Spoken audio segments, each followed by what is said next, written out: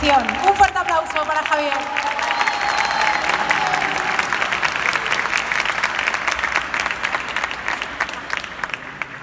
Hola, buenos días. Os voy a hablar de la Ruta de la Seda.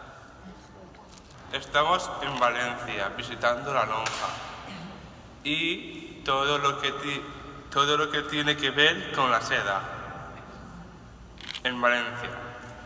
Después nos llevarán al Colegio de Arte Mayor de la Seda.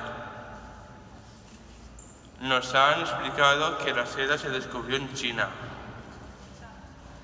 y que todos los trajes de falleras son tejidos muy bonitos, y cuando desfilan en fallas mientras tocamos, desfilan con sus trajes hechos con seda y lucidores. La seda se saca de los gusanos de seda. Todos hemos tenido gusanos y también estábamos yendo por todos los sitios buscando hojas de morera y mantenerlos en la nevera. También, cuando pasan unos cuantos días, esos gusanos se hacen un poquito más grandes y pasan a 4 o 5. Después se hace un capullo y cuando pasan varios días se hace como una mariposa.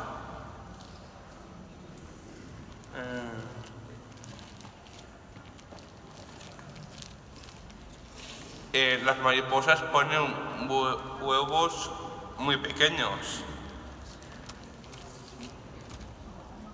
y con esos huevos y las mariposas salen una tela que es la seda, que lo fabricamos para los tejidos de los trajes de las falleras mayores, infantiles, de todo tipo. A nosotros nos gusta salir del centro, ver cosas nuevas y aprender mucho. Vivir experiencias, sobre todo viajar, hacer turismo, y hoy en la Ruta de la Seda seguro que lo pasaremos muy bien.